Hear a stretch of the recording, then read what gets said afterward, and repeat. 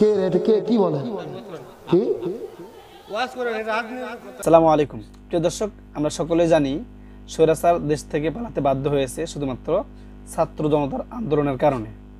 কিন্তু দেশের আনাচে কানাচে এখনো স্বৈরাচারের প্রেতাত্মারা এখনো যে বিভিন্নভাবে দাঙ্গা হাঙ্গা লাগানোর চেষ্টা করতেছে এবং দেশকে অস্তিত্বশীল করার চেষ্টা করতেছে, এবং পার্শ্ববর্তী দেশের মিডিয়া বাংলাদেশকে নিয়ে বারবার মিথ্যাচার করে যাচ্ছে। বাংলাদেশ থাকবে না, থাকবে না বাংলাদেশ। আমি বলছি না আজকে আমি চিৎকার করবো না, আমি আজ রেগে কোনো কথা বলবো না, আমি অভিমান করছি, আমি শোকাহত। বাংলাদেশ থাকবে না। এর জন্য আমরা বিভিন্নভাবে জাতিকে আমরা সচেতন করতেছি যে এই ধরনের মিডিয়ার কথাগুলোতে যেন তারা কান না দেয়, এবং তাদের কথা আসলে কান দেওয়ার মতোও না, কারণ তারা তো আসলে সাংবাদিক না, তারা পুরাই এক একটা করে হকার কিংবা মলম বিক্রেতা। এরা যে কিভাবে হচ্ছে সংবাদ উপস্থাপনা এবং নিউজ প্রেজেন্ট করার জন্য কিভাবে চান্স পায় এটা আমার বুঝে আসে না। শুধু তাই নয়, তার কথা, এই হকার সাংবাদিকের কথা খোদ ভারতের মানুষরাও বিশ্বাস করে না, অনেক মানুষ বিশ্বাস করে না, অনেক হিন্দু ভাইরাও তার কথাবার্তা বিশ্বাস করে না। তো এই তাদের বিষয়ে সচেতন করার জন্য এক মাহফিলে মাওলানা আব্দুল সালাম যুক্তিবাদী উনি তার বিরুদ্ধে কথা বলাতে স্টেজে বসে থাকা এক মানুষ বক্তার সাথে তর্ক বিতর্কে জড়ে যায়। প্রিয় দর্শক, আমরা এতদিন শুনছিলাম যে দেশের আনাচে কানাচে স্বৈরাচারের প্রেতাত্মারা ঘুরে বেড়াচ্ছে।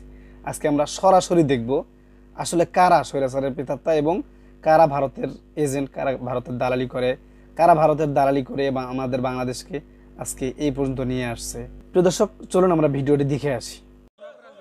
কি জনসভা কোনটা? কোরআনের বক্তব্য হচ্ছে এটা।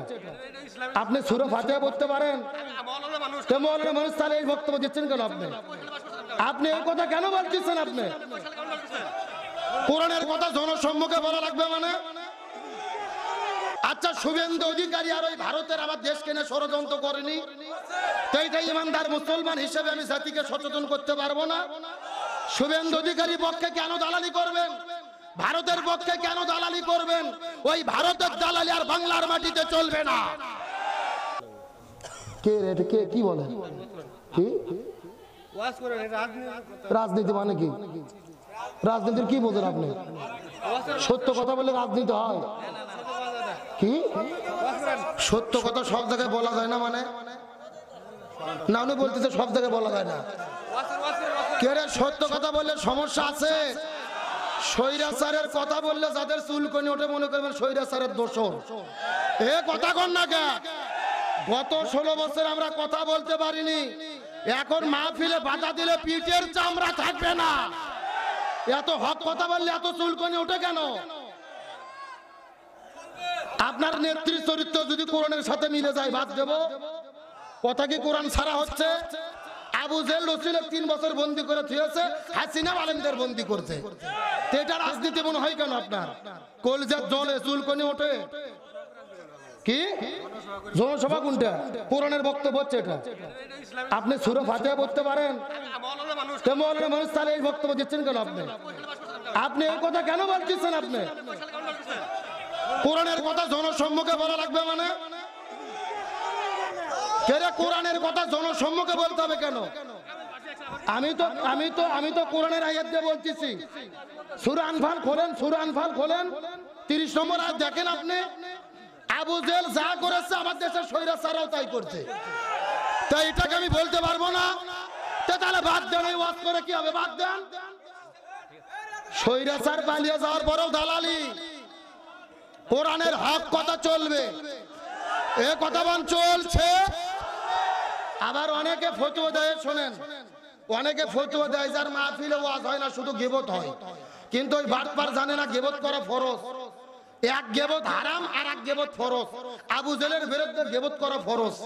কথা কন না কে? ফিরআউনের বিরুদ্ধে গীবত করা ফরজ। আল্লাহ নিজেই বলছে তাব্বাত ইয়াদা আবি লাহাবি।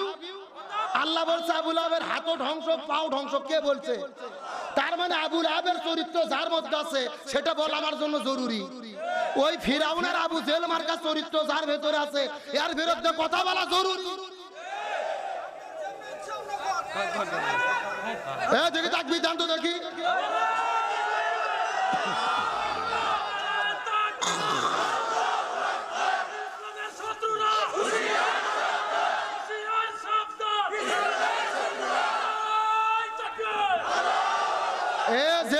আছেন বসেন, বসেন, আলোচনা চলছে।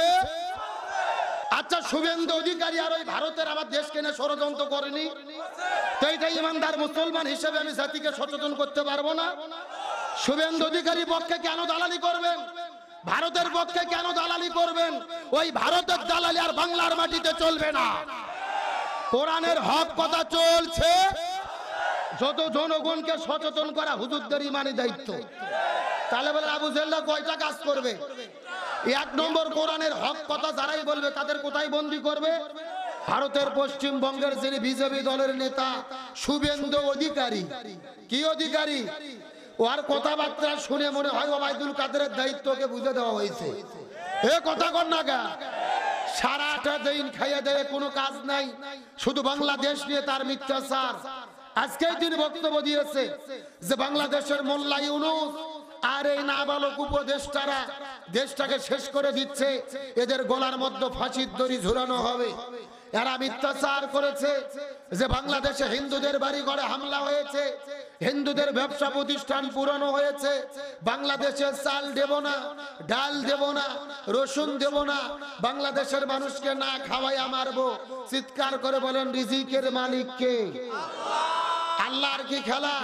শুভেন্দু অধিকারী বাংলাদেশের বিরুদ্ধে ষড়যন্ত্র করেছে, আর গত 2 দিন আগে ওই ভারতের মানুষেরা শুভেন্দু অধিকারীকে প্রকাশ্য দিবালোকে জুতো পিটা করেছে। আল্লাহু আকবার বলেন। তাকে প্রকাশ্য জুতো পিটা করেছে, সে পালিয়ে গেছে থানার ভেতরে। কারণ কি? ভারতের পশ্চিমবঙ্গের কৃষকেরা রাস্তায় নেমেছে, তাদের পেঁয়াজ বিক্রি হচ্ছে না, আলু বিক্রি হচ্ছে না। পেঁয়াজ হলো 2 টাকা কেজি আর আলু হলো 1.5 টাকা কেজি। কৃষকেরা বলতেছে, বাংলাদেশের সঙ্গে কেন তোমরা শত্রুতা করলা? মাল বিক্রি করবো কোথায়? আমাদের তো না খাইয়া মরা লাগবে। আল্লাহু আকবার বলেন। বাংলাদেশের মানুষকে বিপদের মধ্যে ফেলাতে গিয়ে ওরা নিজেরাই বিপদের মধ্যে পড়েছে। এই জন্য একটা কথা আছে, অন্যের জন্য গর্ত খুললে ওই গর্তে নিজেকেই। আমাদের বর্তমানে অন্তর্বর্তীকালীন সরকারের প্রধান ডক্টর মোহাম্মদ ইউনূসকে সেলুট দেই, ধন্যবাদ জানাই। তিনি হলেন ঠান্ডা মাথার পাকা খেলোয়াড়। এ কথা বল না গা, এই লোকটা কথা বলে কম কিন্তু কাজে হলো পাকা। স্বাধীনতার পর 54 বছর পার হয়ে গেছে, আমরা ভারতের বিরুদ্ধে দাঁড়াতে পারিনি, কিন্তু এইবার ডক্টর ইউনূস দেখিয়ে দিয়েছে ভারতের মোকাবেলা কিভাবে করতে হয়। ওই ভারত যখন আমার দেশের পতাকায় আগুন দিয়েছে, দূতাবাসে হামলা করেছে, ডক্টর ইউনূস বাংলাদেশের যত রাজনৈতিক দল আছে এক মঞ্চে ডেকে সবাইকে নিয়ে জাতীয় ঐক্য গঠন করেছে। সব রাজনৈতিক দল এক মঞ্চে নরেন্দ্র মোদী 6 জগ পানি খাইছে। কথা কর না গা। বিএনপি বলেছে আমরা আমাদের স্বার্থে কাজ করতে পারি, জামাত বলেছে জামাতের স্বার্থে কাজ করতে পারে, চরমোনাই বলেছে চরমনের স্বার্থে কাজ করতে পারে, কিন্তু প্রত্যেকটা রাজনৈতিক দল বলেছে আমরা বাংলাদেশের স্বাধীনতা সার্বভৌমত্ব রক্ষার জন্য 18 কোটি মানুষ আমরা এক দল। আর আমরা সবাই যখন এক দল হয়ে গেছি, ভারত পরাজয় মানতে বাধ্য। ওই যে একটা সাংবাদিক আছে না, হকার সাংবাদিক ময়ূক রঞ্জন ঘোষ, যুবকেরা কথা কও না গা, ওই রিপাবলিক টেলিভিশনে সারা দিন ভারতের কোনো খবর নাই, খালি বাংলাদেশ নিয়ে মিথ্যাচার। এই যে হিন্দুদের বাড়িতে হামলা হলো, এই যে হিন্দুদের বাড়ি ব্যবসা প্রতিষ্ঠান ভাঙলো, মানে ছাগলের 3 নম্বর বাচ্চার মতো শুধু লাপায়। আমরা জীবনে বহু সাংবাদিক দেখছি, এইরকম তার ফেরা সাংবাদিক দেখিনি। মানে পাগলার মতো দৌড়াদৌড়ি করে আর সংবাদ করে। যুবকেরা দেখেছো না? এখন সত্য করে বলেন তো, আপনাদের এলাকায় হাসিনা পালিয়ে যাওয়ার পরে কোন হিন্দুদের বাড়িতে আপনারা হামলা করছেন, ব্যবসা প্রতিষ্ঠান ভেঙেছেন? ইসলাম আমাদেরকে হামলা করা শেখায় না, হিন্দুদেরকে আক্রমণ করা শেখায় না। আল্লাহর কোরআন বলেছে লাকুম দীনুকুম ওয়ালিয়া দিন, যার ধর্ম সে পালন করবে। লা ইকরাহা ফিদ্দিন, দিন সম্পর্কে কোনো জবরদস্তি নেই। বরং আমরা দেখেছি দুর্গাপূজার ভেতরে জামাত, বিএনপি, চরমোনাই, হেফাজত, প্রত্যেকটা রাজনৈতিক দল তাদের মন্দিরে গিয়ে তাদের দুর্গকে নিরাপত্তা দিয়েছে। আমরা তাদের দুর্গ নিরাপত্তা দিলাম, আর ওরা আমাদের বাবরি মসজিদ ভেঙে রাম মন্দির তৈরি করলো। তার মানে বোঝা যাচ্ছে বাংলাদেশে হিন্দুরা জামাই আদরে বসবাস করতেছে, আর ভারতের ভেতরে প্রতিনিয়ত মুসলমানদের হত্যা করা হচ্ছে। সুতরাং নরেন্দ্র মোদীকে বলবো, আমাদের বিরুদ্ধে কথা বলার আগে তোমরা নিজের সরকারি তেল দাও, আগে ভারতে মুসলমানদেরকে তোমরা নিরাপত্তা দাও। এই ময়ূক রঞ্জন ঘোষ তার সেরা সাংবাদিক, গতকালকে ভারতের কৃষকেরা আলু আর পিএস নিয়ে ওর বাড়ির সামনে ফেলে দিয়ে অবরোধ করছে। বলছে যে হয় পিএস মরিচ তোরা টাকা দিয়ে কেনে, না হলে বাড়ি এখান থেকে সরা, ভারতের বুকে তোদের বাড়ি থাকবে না। যেই ময়ূক রঞ্জন ঘোষ বলেছিল বাংলাদেশ থাকবে না, চট্টগ্রাম থাকবে না, ফেনী থাকবে না, ভারত নিয়ে নেবে। তুমি চট্টগ্রাম নিয়ে নিতে চেয়েছো, আজকে তোমারই বাড়ি থাকা অকুলান হয়ে গেছে 40 ধারা জারি। ভারতের কৃষকেরা আলু পিএস মরিচ আর বাড়ির চতুর্দিকে দিয়ে অবরোধ করেছে, তার মানে বাংলাদেশকে অবরোধ করতে গিয়ে তোমার বাড়ি আল্লাহ অবরোধ করে দিয়েছে। এগুলো কার ফায়সালা? এ মুসলমান ভাইরা গভীর মনোযোগ, রাজনৈতিক দৃষ্টিকোণ থেকে নেবেন না। ইমানদার মুসলমান হিসেবে আমাদের সচেতন হতে হবে। ভারত বাংলাদেশের সীমান্তে অস্ত্র রেডি করতেছে, ড্রোন রেডি করতেছে, এই বাংলাদেশে হামলা করে বিশৃঙ্খলা পরিবেশ তৈরি করতে চাই। পরিষ্কার করে বলি, আমাদের প্রিয় ভাই আবু সাইদ রংপুরের ছত্রে দাঁড়িয়ে পুলিশের বন্দুকের সামনে চিৎকার করে বলেছিল, আমার মনে দারুণ ঝড়, বুক পেতেছি, গুলি কর। একে একে 4টা গুলিকে শহীদ হয়েছে। মুগ্ধ ভাই পানি বিতরণ করতে গিয়ে জীবন দিয়েছে। 18 কোটি মানুষ রাজপথে নেমেছে, স্বৈরাচার দেশ ছেড়তে বাধ্য হয়েছে।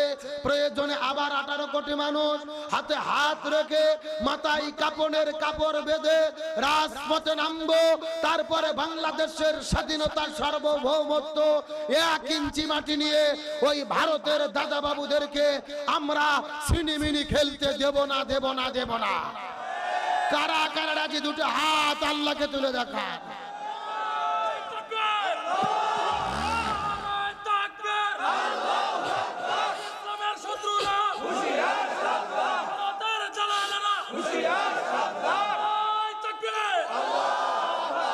আপনারা কি মন খারাপ করলেন, কষ্ট পাইলেন? বর্তমানে দেশের স্বাধীন নাগরিক হিসেবে আমাদের সচেতন হওয়া দরকার। আমরা পরিষ্কার করে বলি, বাংলাদেশ নতুন করে স্বাধীন হয়েছে, আর ভারতের তাবেদারি বাংলার জমিনে চলতে দেওয়া হবে না। বরং যেই দলই ভারতের দালালি করবে আমরা তাদেরকেই বয়কট করব। কথা কন না কে? আচ্ছা বলেন তো, ভারত কি আমাদের বন্ধু? ভারত যে আমাদের শত্রু, এটা আমরা যত তাড়াতাড়ি বুঝবো তত আমাদের কল্যাণ। কেউ যদি বন্ধু হয়, আপনার বন্ধু কি আপনার বন্ধুর বাড়ির সামনে তার কাটার বেড়া দেবে?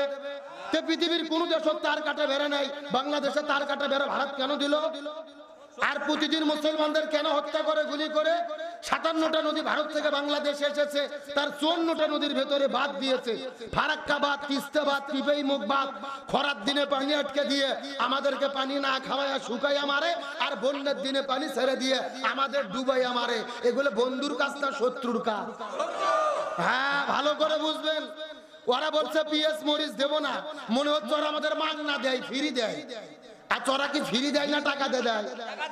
টাকা দেয়। যদি দেয়, এক দেশ ভারত যদি না দেয়, আরো 227টা দেশ দেওয়ার জন্য রেডি হয়ে আছে। ভারত পিএস দেওয়া বন্ধ করছে, পাকিস্তান প্রতিদিন 1 জাহাজ করে পিএস পাঠাচ্ছে। আর ওই পাকিস্তান হলো ভারতের সতীন। ভারতের কি এখন? ভারত তোমরা চলে গেছো, তোমাদের সতীনের সঙ্গে আমরা প্রীতি করতেছি। জ্বালা জ্বালা, এ কথা কর না কে? ওদের মাথায় এই জন্য আরো নষ্ট হয়ে গেছে। ওদের পরাজয় হবে, ইমানদারদের বিজয় হবে ইনশাল্লাহ। বলেন, আসেন আলোচনার দিকে। এত কথা আমি আপনাদের মধ্যে কেন বললাম? 1450 বছর আগে মক্কার দারুন নাদওয়া সংসদে আবু জেহেল রাসূলের বিরুদ্ধে যে 3টে ষড়যন্ত্র করেছিল, গত 16 বছরে আমার দেশের বিরুদ্ধে, আমার দেশের আবু জেহেলেরা, স্বৈরা শাসকেরা আলেমদের বিরুদ্ধে, ইসলামের বিরুদ্ধে 3টে ষড়যন্ত্র করেছিল। জোরে বলেন কয়টা? ওই 3টে ষড়যন্ত্র কি কি আমাদের কোরআন থেকে জানার দরকার আছে না নাই? আমার প্রিয় বন্ধুগণ, মুসলমান ভাইরা গভীর মনোযোগ। আজ থেকে 1450 বছর আগে মক্কার দারুন নাদওয়া সংসদের ভেতরে আবু জেহেল রাসূলের বিরুদ্ধে যে 3টে ষড়যন্ত্র করেছিল, গত 16 বছরের ভেতরে আমার দেশের ভেতরে আমার দেশের স্বৈরাচারেরা একই রকম ভাবে তিনটে ষড়যন্ত্র করেছে। সূরাটির নাম হলো সূরা আনফাল, আয়াত নম্বর হলো 30। কয় নম্বর বললাম? এ জামালপুরে মুসলমান গভীর মনোযোগ। সূরা আনফালের 30 নম্বর আয়াতের মধ্যে আল্লাহ তাআলা কত চমৎকার করে বলেন, ওয়া ইয ইয়ামকুরু বিকাল্লাযিনা কাফারু। আল্লাহ তাআলা ডাক দিয়ে বলেন, ইয়া রাসূলুল্লাহ, আবু জেহেল আপনার বিরুদ্ধে ষড়যন্ত্র করতেছে, কিয়ামত পর্যন্ত করবে। ইয়ামকুরু শব্দটি হলো মুজারের সিগা, বর্তমান ভবিষ্যৎ, প্রেজেন্ট ফিউচার। আল্লাহ তাআলা বলেন, ইয়া রাসূলুল্লাহ, কিয়ামত পর্যন্ত আবু জেহেল আপনার বিরুদ্ধে ষড়যন্ত্র করতেছে, কিয়ামত পর্যন্ত করবে। এখন আমি আপনাদেরকে জিজ্ঞাসা করি, বলেন তো আবু জেহেল কি কিয়ামত পর্যন্ত বেঁচে থাকবে? তাহলে আল্লাহ মনে হয় ভুল করে লিখেছে। আপনাদের কি মনে হয় আল্লাহ কি ভুল করে? আল্লাহ ভুল করেন এমন কথা বললে ঈমানও থাকবে না। এ জামালপুরে মুসলমান গভীর মনোযোগ। আল্লাহ যদি মাকারা শব্দ দিত অর্থ হয়ে যেত, কিন্তু আল্লাহ মাকারা শব্দ ব্যবহার না করে ইয়ামকুরু শব্দটি কেন ব্যবহার করলেন? এই আয়াতের ব্যাপারে তামাম পৃথিবীর ভেতরে সমস্ত মুফাসসির কেরাম একমত পোষণ করে বলেছেন, কিয়ামত পর্যন্ত আবু জেহেল থাকবে না, কিন্তু আবু জেহেলের নাতি পুতিরা, যোগ্য উত্তরসূরিরা কিয়ামত পর্যন্ত দেশে দেশে থাকবে।